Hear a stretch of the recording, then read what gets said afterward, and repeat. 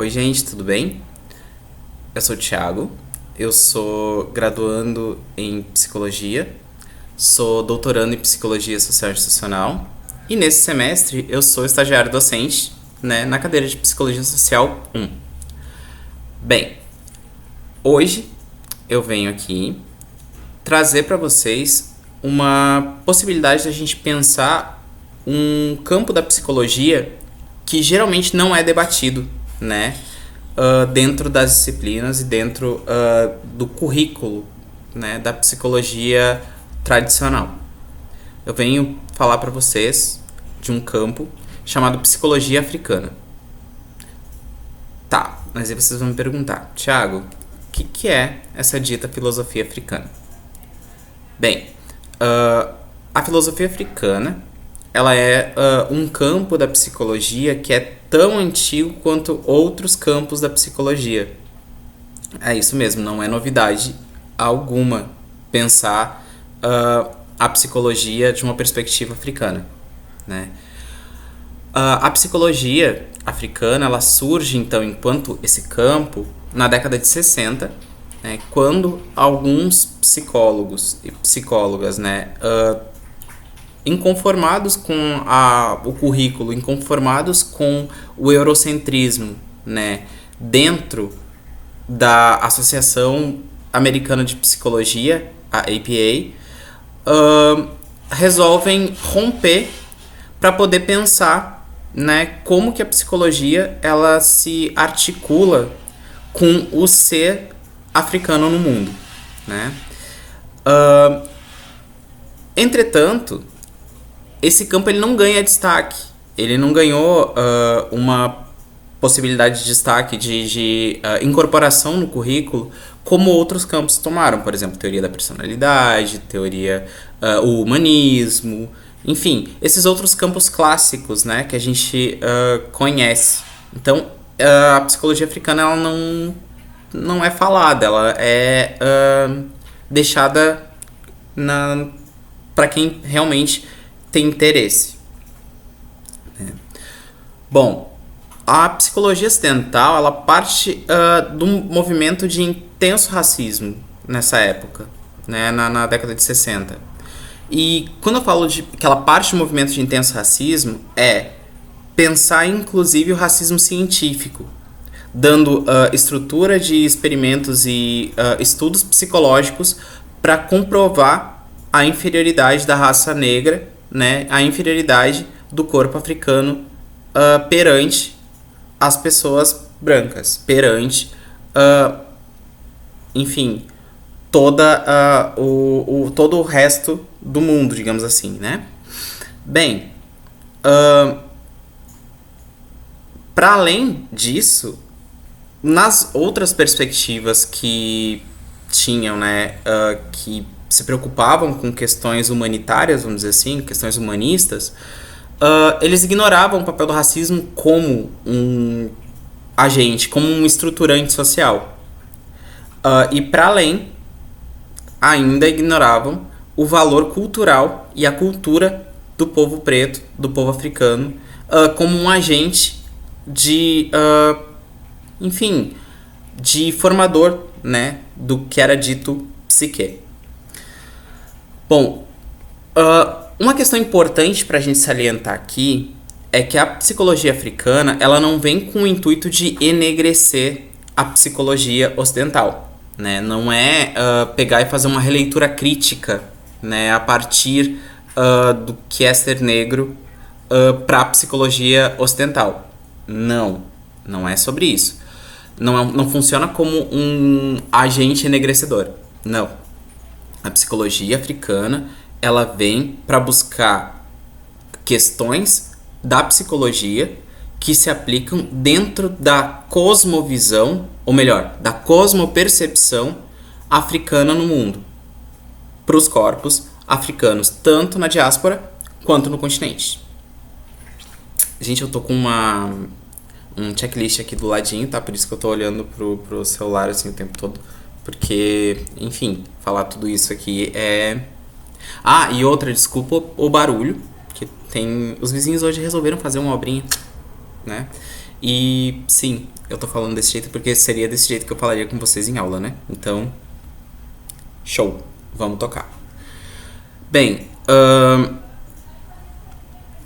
como eu estava dizendo para vocês, o motivo da criação da psicologia africana não é enegrecimento. Não é tipo assim, vamos fazer uma leitura crítica da psicologia e pensar o sujeito negro a partir do que o Ocidente criou. Não, é buscar, né, voltar ao campo filosófico africano para a construção desse self, desse ser africano no mundo, né?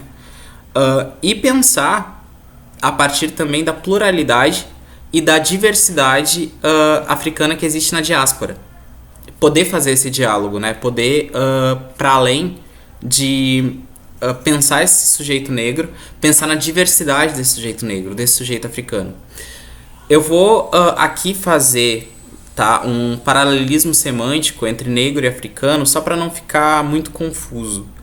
Particularmente, eu faço essa distinção entre negro e africano, por entender as raízes epistemológicas, né, e semânticas.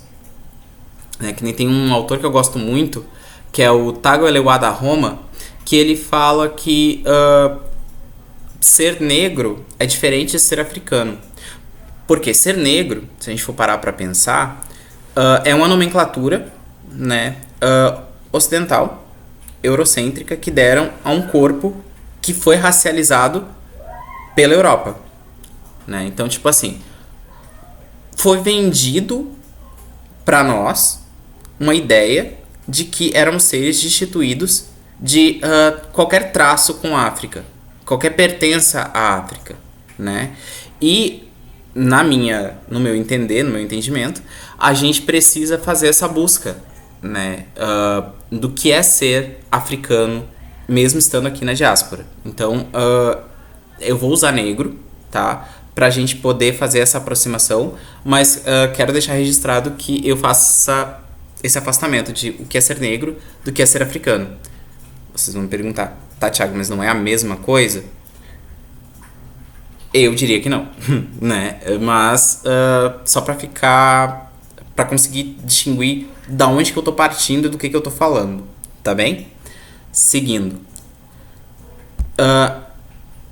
A psicologia africana, então, ela quebra um dos paradigmas ocidentais mais importantes, assim, né? Que é a ciência partindo única e exclusivamente da racionalidade, né? Aquela coisa do isso é ciência, né?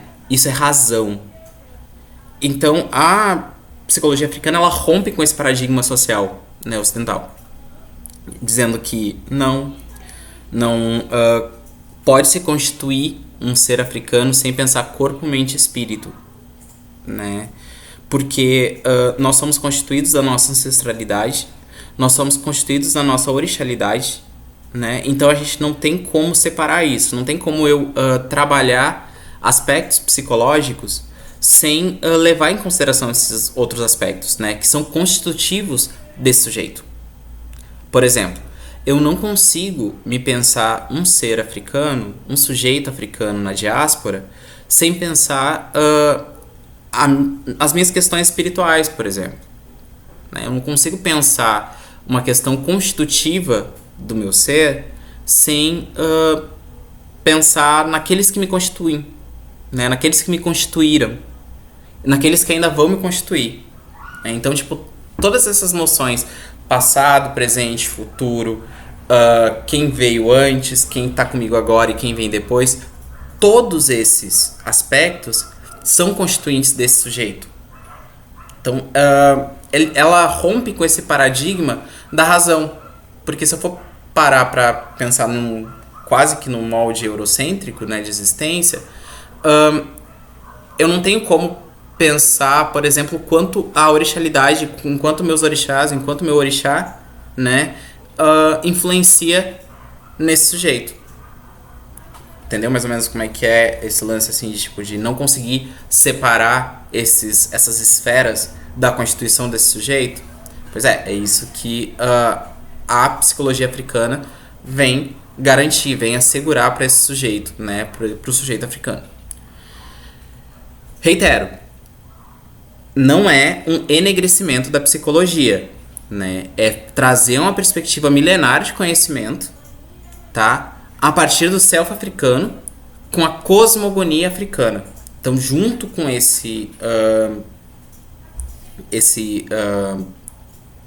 identidade, vamos pensar assim, do ser africano, vem todo um universo, todo um cosmo, né?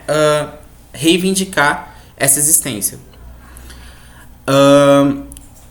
E isso fura o véu do eurocentrismo acadêmico, porque não tem, não dá, o eurocentrismo ele não dá sustentação para esse conjunto, né, de fatores que compõem essa existência. Tem um teórico que ele é fundamental, né, na criação desse campo, psicologia africana, que é Wade Nobles. E Nobles traz uma passagem que é bem interessante, assim, né, que faz refletir um pouco desses processos, do que houve com esses processos que fizeram com que houvesse esse esfacelamento, né, identitário. Né, e eu tô falando aqui identitário é de se saber quem é, porque acreditamos, né, que o saber quem é, saber quem somos no mundo, é algo que precisa ser buscado por nós, de nós, para nós, né? Não mais a partir do que a Europa diz que nós somos. E o Wade Nobles, ele traz, então, a seguinte passagem. Eu vou ler aqui para vocês. Ó. Em 500 anos de escravidão, sabíamos quem éramos e quem eram os nossos opressores. Em 150 anos de miscigenação, por exemplo, perdemos assim o senso de quem somos e de que fonte de conhecimento bebemos.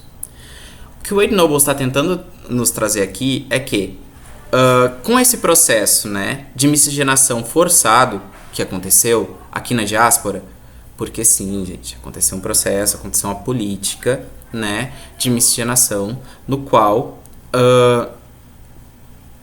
vamos pegar historicamente falando, trouxeram muita galera de África pra cá, muita galera mesmo. O Brasil, então, foi um dos países que mais recebeu, né, pessoas escravizadas vindo de África.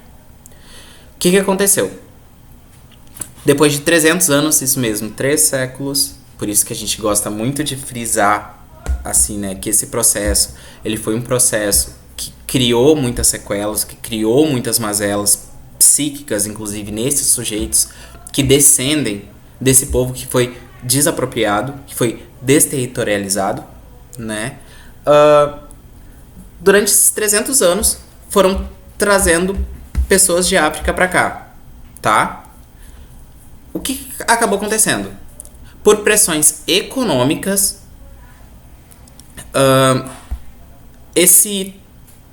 o que era denominado sistema escravagista teve que acabar. E o Brasil foi o último país a abolir esse sistema escravagista. Nos Estados Unidos, por exemplo, quando acaba o sistema escravagista, algumas pessoas negras, né, ou africanas em diáspora, receberam lotes de terra para começar uma vida. Por isso que lá nos Estados Unidos tem muitos bairros e muitas regiões que são muito negras, né? Aqui no Brasil tinha uma galera já lutando muito pela abolição da escravatura, e isso não é uma questão. Isso é, tipo assim, precisa ser lembrado, inclusive, porque, tipo, que tem muita galera que acha que foi a Princesa Isabel. Até hoje, acha que foi a Princesa Isabel que assinou, assim, tipo, olha, nossa, quero essa galera livre. Não foi, gente, tá? Tinha muita pressão interna, tinha, sim, muitos movimentos de resistência, tá? E algumas pessoas conseguiram, enfim, né, se juntar nesses movimentos de resistência. Mas muita gente ficou meio que ao Deus dará. E era muita gente. O que a Europa pensou? Portugal, né? Precisamos dar um jeito de branquear essa gente, porque, tipo, pera lá, tem muita gente preta aqui. Fizeram uma previsão que até, se eu não me engano, gente, 2020, se viessem imigrantes alemães e italianos pra cá, se viessem pessoas brancas pra cá e lutasse esse país de gente branca, com o processo de miscigenação até 2020, se eu não me engano é 2020, o Brasil se tornaria um país branco, né? O que a galera não sabia, né, faltaram nas aulas de genética, é que nós temos genes dominantes. Ou seja, criou-se um país, em sua grande maioria preto, né, com 54% da população negra. Isso que a gente sabe, porque tem muita galera preta que, enfim, não se autodeclara preta por diversas questões.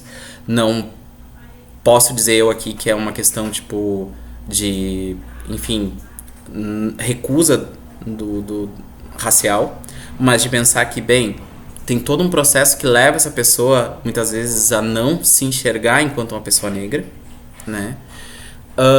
Que essa perspectiva da psicologia, a filosofia africana, mas é que uma bebe da outra, né? Que a psicologia africana, ela tende a restaurar, a reestabelecer, né? Mas vamos pensar aqui que, bem, essa galera ficou ao Deus dará, essa galera tava totalmente desterritorializada, essa galera tava totalmente à mercê da branquitude, e esse processo violento acabou fazendo com que houvesse esse esfacelamento psíquico, né? Bem, pensa, tua família tu nunca mais viu, né?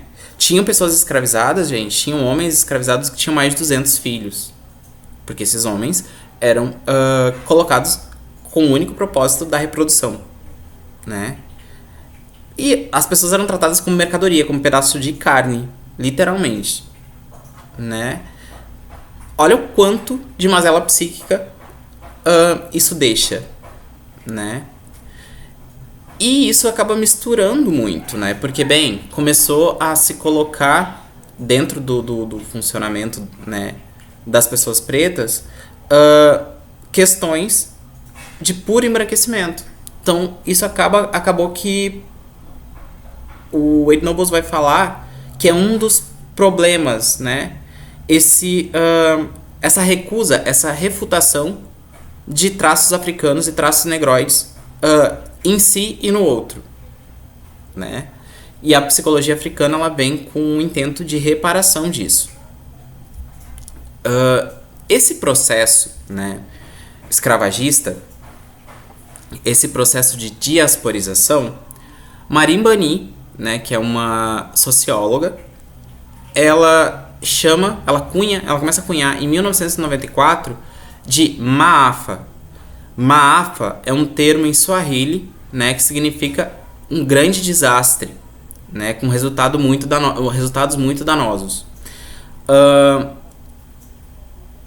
Ali, nesse processo, que é o Maafa, houve uma brutalização do corpo africano e um esfacelamento da psique desse corpo africano, né? E esse processo, ele deu origem, né, à sociedade que a gente conhece hoje, que é uma sociedade, como diz uma filósofa contemporânea, que é a Asin-Geri, uma sociedade maafenta, né? Que ela brinca que nós vivemos na sociedade maafenta, nós vivemos na sociedade resultante do Maafa.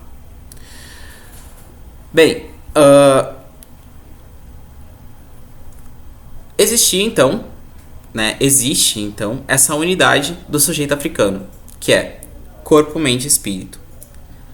Durante muitos anos e muitos processos de violência, essa unidade ela foi afastada de uma possibilidade para o corpo africano, né? Isso gerou um desequilíbrio. E dentro, né, da filosofia africana, dentro da leitura que se tem, da referência que se tem dentro da psicologia africana, né, ao Antigo Egito, ou seja, ao Kemet, que é o verdadeiro nome de Egito, existia uma deusa que era Maat. Maat é a deusa do equilíbrio e da verdade. O corpo africano, né, que se reporta filosoficamente à África, a Kemet, busca esse equilíbrio.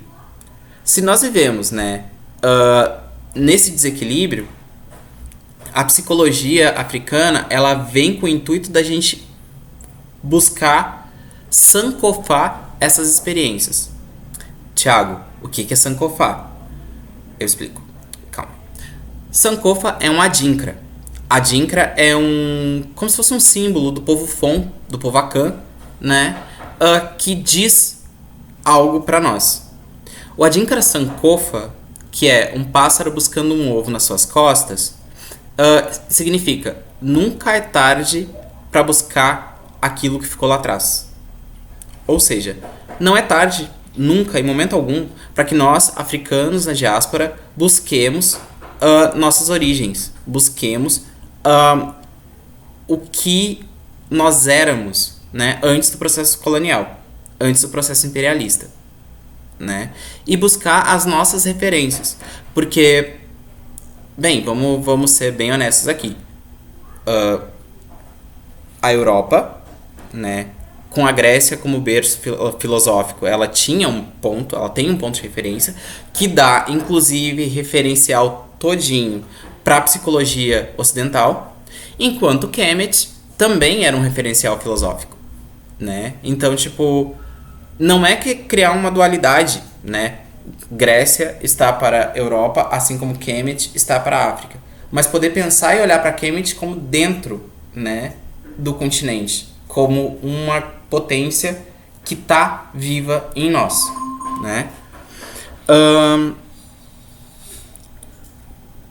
Para os antigos, né, Kemétios, uma pessoa plena, uma pessoa em equilíbrio, né, está apta a andar na luz do dia, né? Esse andar na luz do dia, ele é um conceito, né, que os antigos Kemétios usavam para poder pensar essa plenitude integral. Inclusive, tem um livro, né, que é chamado O Livro dos Mortos, né, que foi erroneamente traduzido, né, porque o livro, na verdade, o título dele é um livro para andar sobre a luz do dia. Então as pessoas acham que andar na luz do dia, no caso, era um comparativo com a morte. E não necessariamente, não é sobre isso. É sobre encontrar essa plenitude, essa unidade corpo, mente e espírito, né? Bem, com uma AFA, né, os propósitos que a gente tinha enquanto povo foram desalinhados, né? E foi imposto violentamente o que Marimbani chama de asile europeu ao corpo africano. O asile é meio que o modus operandi, é como que a Europa opera. E foi meio que empurrado goela abaixo para os corpos africanos que aqui estavam na diáspora, né? Porque, bem, a gente vinha, por exemplo, de sociedades materno-centradas, e a Europa vem com o patriarcado colocando com os dois pés, assim, não. O homem, e todo homem, precisa ser o patriarca. Mas aí a gente para e pensa assim, tá, mas em sociedades africanas, as sociedades do continente, eram de sua grande maioria materno-centradas. Como que isso vai funcionar? Tem uma mulherista africana muito famosa que é a Nadove. Ela fala que o homem preto, o homem africano, ele nunca vai ser um patriarca, porque no final das contas ele acaba emulando o funcionamento do homem branco, porque o homem branco sim tem socialmente todo o poder de se tornar um patriarca, enquanto o homem preto, antes de se tornar um patriarca, é morto, né? E bem, a proposta da psicologia africana, que é calcada na filosofia africana ou a filosofia de Kemet, é justamente buscar os fatores de reintegração desse corpo com essa unidade corpo, mente e espírito, pensando filosoficamente a partir de África, com África no centro, com África na centralidade. Por isso mesmo que muita gente chama a psicologia africana, inclusive, de psicologia afrocentrada, porque é a questão da filosofia africana no centro para poder enxergar o mundo e poder perceber esse mundo que nos cerca, né? Grandes nomes, né, para quem quiser buscar mais sobre psicologia africana é Wade Nobles, Ankbar, Deixa eu ver. Tem também uma. É Roberta. Eu esqueci o sobrenome dela, gente. Mas eu juro que eu deixo tudo num documento escrito pra vocês, tá?